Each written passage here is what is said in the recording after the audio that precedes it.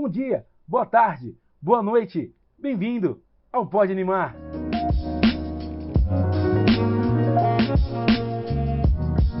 Pois bem, hoje no Pode Animar trarei mais uma animação de um dos estúdios que tem me mostrado que é capaz de fazer histórias muito bem escritas, roteirizadas e desenhadas.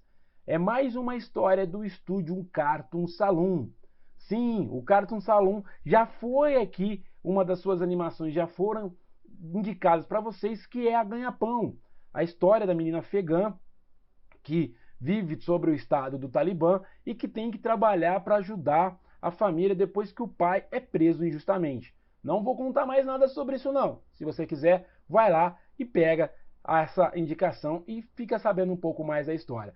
Pois bem, a Ganha-Pão já é totalmente diferente do que a história que eu vou contar hoje, que é a Canção do Oceano. Sim, na Canção do Oceano nós temos aí um trabalho maravilhoso de Tom Moore, que é o diretor, né, que é o diretor e um dos fundadores do Cartoon Saloon, que conta uma lenda irlandesa barra escocesa. Sim, é uma lenda sobre Selkies, sobre seres fantásticos, seres que não pertencem, né, a este mundo, entre aspas, como fadas gigantes e até mesmo seres antropomórficos, animais antropomórficos como uma coruja gigante que tem feições humanas. E essa história começa com Ben, né, um menino que mora com sua mãe e seu pai em um farol, perto de uma. Eles moram já numa ilha e eles moram perto de outra ilha que, num primeiro momento, a hora que você olha, parece um gigante adormecido. E a história se baseia começa explicando essa história desse gigante, dessa montanha que se parece um gigante adormecido, que seria um gigante que, depois de perder um ente querido, sofreu demais e então sua mãe, que era uma coruja gigante, resolveu transformá-lo em pedra para que ele parasse de sofrer. Mas automaticamente que ela faz isso, todos os outros Selkies também são transformados em pedra, porque ela acha que o sentimento faz mal, né? E eu não posso contar mais nada além disso, senão eu vou contar a história inteira aqui e não é o meu propósito, e sim indicar para que vocês assistam. Depois disso, bem, então, perde a mãe, né? Ele perde a mãe estava grávida e ele, né, naquela ânsia, você vê que ele é um menino sensível, amoroso, que gosta das lendas que a mãe conta, mas depois que ele perde a mãe, né, porque a mãe, no momento em que ele ganha a mãe dele desaparece, ele perde essa mãe, ele meio que perde também essa sensibilidade. Ele começa até a ser um menino, vamos falar assim, muito irritadiço, muito bravo, principalmente com a irmã, né? Porque ele não consegue preencher esse vazio que a mãe deixou. Não só nele, o pai também percebe que é uma pessoa voada, que faz as coisas meio no automático, desde quando perdeu a mulher que amava, a sua esposa. Mesmo tendo 2 filhos para criar, né? Você percebe que ele é um cara voado, que ele é um cara tipo assim, que vive muito no passado. E como o Ben também, que é a criança, não conseguiu fazer essa transição, porque também se o pai não consegue passar isso para ele, ele também não consegue. A irmã dele, a pequena Sorcha, ou Sarsor, o nome dela não sei dizer ao certo, mas vou tentar lembrar o que falava, a pronúncia que se fala no longa, que é Sorcha. A pequena Sorcha, você vê que é uma criança totalmente diferente, é uma criança que lembra um pouco o irmão quando era mais novo, mais sensível, mais interessada no fantástico. E o irmão, apesar de ser interessado no fantástico, ele faz mais isso para colocar medo nela, contando histórias amedrontantes para ele, né? Amedrontadoras para ela, para que ela um pouco saia do pé dele, né? E começamos a ler a história depois desse primeiro terem da mãe, já é aniversário dela. E nisso temos ali representações, essa história conta muito a história de mulheres focas, né? E temos ali a representação de focas, onde que Sorcha ela acaba sim, fazendo uma interação com esses animais, né, no mar, no oceano, né, para ser mais exato, e esses animais representam na história as pessoas que passaram, as pessoas que se foram, as pessoas que se foram para um outro plano, ou para o além, aí vai da crença de cada um. E nesse interim, depois que ela interage com esses animais, ela sai desse mundo de fantasia, porque tudo ali é fantástico para ela. E ela sai desse mundo de fantasia e se depara com a realidade quando ela é retirada do seu pai. Né? Na verdade, ela não é retirada. Seu pai acha melhor que ela vá morar na cidade com a avó. E aí ela percebe a realidade ali, um choque de realidade, porque ela sai dali da presença do pai e vai morar com a avó. A sorte, ela não fala, ela não consegue dizer, não ter para falar, pronunciar palavras, né? Mas ela fica muito feliz com uma concha, com uma flauta feita de concha, em que a mãe deixou para o irmão, né? E até isso é um momento de briga que ele fala que é dele, que a mãe deu para ele e não para ela. Só que ela se vê ligada àquela flauta. E depois descobrimos que a flauta realmente tem um ponto muito importante na história. É muito legal ver a diferença na animação, dessa animação para a animação da Ganha-Pão.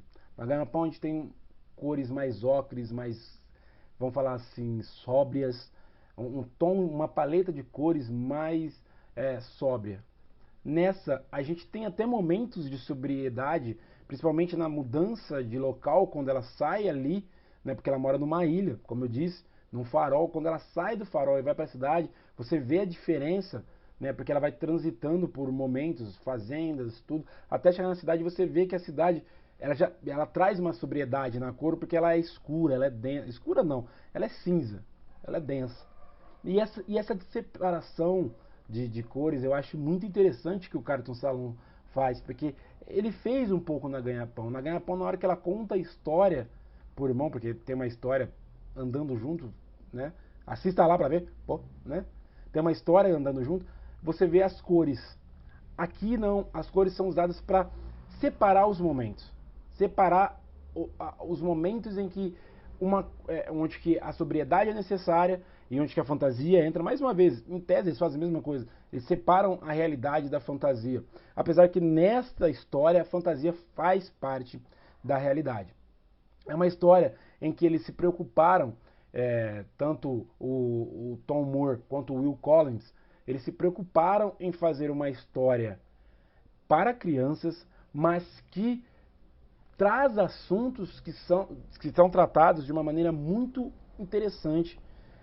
É delicado para a criança, mas eles não fogem da questão da perda, do que a gente deixa para trás. Como eu disse, o pai não consegue viver, vive do passado. O filho tem uma repressão contra a irmã porque ele não consegue também preencher o vazio que a mãe deixou, né? E isso tudo é uma questão de crescer, de aceitar que as pessoas passam por sua vida e elas continuam em você, mas que elas se vão em determinado momento. Isso faz parte da vida, é o ciclo da vida.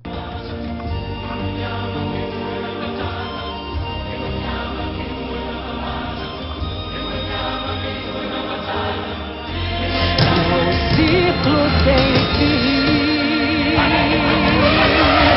Não é o Rei Leão.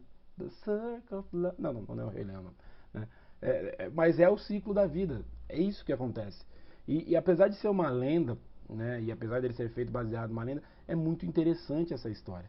De como que eles tocam no assunto do pós-vida, do além-vida, né? De como isso tudo é tratado. Então, a história tem seres fantasiosos, como eu disse, os Selks, né, que a Sorcha seria uma desses Selks, que são fadas gigantes, como eu disse, a coruja, né, antropomórfica. Mas é uma história que traz também para nós, adultos, um pensamento, um alento do que se a gente consegue, né, o que a gente tem que deixar às vezes e continuar. E entender que aquela pessoa que talvez não esteja conosco mais, ela não morreu, a existência dela não foi em vão. Ela existe um pouco em cada um de nós. E é isso que a história traz, é isso que a história conta nesse meio de fantasia. E a gente vê o crescimento do Ben, né? Não do Ben, entre o bem e o mal, mas o Ben, vou falar direito, o Ben, o menino, nisso tudo. E como ele vai percebendo, né, até mesmo os males que ele fez para a irmã, e como ele culpou ela por algo que ela não tem culpa, o que normalmente a gente faz. Às vezes não existe culpa, não existe culpado. Só que a gente, para tentar abafar a nossa dor, a gente quer ter um culpado. E não existe culpado. Essa é a indicação dessa semana, A Canção do Oceano, do Cartoon Saloon. Infelizmente, minha gente, eu não consegui achar em nenhum streaming aí. Eu achei na Apple TV para ser pago, né, no pacote lá, como contratar lá como filme por R$ 9,90, no Google Play por R$ 9,90. Mas creio que vocês são capazes aí de encontrarem isso. E também, para assistir esse filme, R$ 9,90 eu não acho caro, né? Um conforto do lar, ali com a televisão grandona, pipoca que você faz em casa. E dependendo de conforme for, você tem até um desconto. Eu tinha um desconto lá no Google Play, peguei por R$ 3,99. Quer dizer, é bem mais barato aí do que às vezes você pagar um streaming todo pra ver um filme, apesar que no streaming você não vai pagar pra ver um filme só. Mas whatever, eu sei que você vai falar isso pra mim. Mas procurem aí Cartoon Saloon. Todas as animações do Cartoon Saloon, no mínimo, foram indicadas ao Oscar de melhor animação no ano que foi lançada. Essa animação é de 2014, se eu não estiver enganado, né? É de 2014. Então ela concorreu ao Oscar, essa animação também concorreu ao Oscar. O estúdio Cartoon Saloon, a maioria das animações que eles fazem, no mínimo, concorrem ao Oscar de melhor animação, algo do tipo, como eu já disse. Então essa animação também concorreu ao Oscar de melhor animação. Essa é a indicação dessa semana que eu deixo para vocês, A Canção do Oceano. Pois bem, como eu sempre digo, se você gostou da indicação, se você quer mais indicações, se você quer saber alguma indicação, quer que eu fale um pouco sobre alguma história que você queira assistir, mas não tenho certeza se é bom ou não, eu sempre trago uma indicação do que eu acho que é bom, que eu gosto. Mas se você quiser, é só deixar seu comentário aí. E como eu sempre digo, se inscreva no canal, ative o sininho, deixe seu like, porque todo dia nós temos alguma atração para você. Segunda-feira temos nosso podcast ao vivo, terça-feira temos o Pod News falando das notícias das últimas 2 semanas, 15 dias. Nós temos também toda quarta-feira o nosso Pode Animar, quinta-feira Pode Entrevistar, sexta-feira o Pode Aprofundar, sábado Pode Debater quadro a quadro e no domingo Pode Resenhar. Temos aí todo dia algo para você ver e trazendo informações relevantes para você aí do mundo pop. Pois bem, essa é a animação que eu deixo para você e mais uma vez eu digo obrigado e bom dia, boa tarde, boa noite.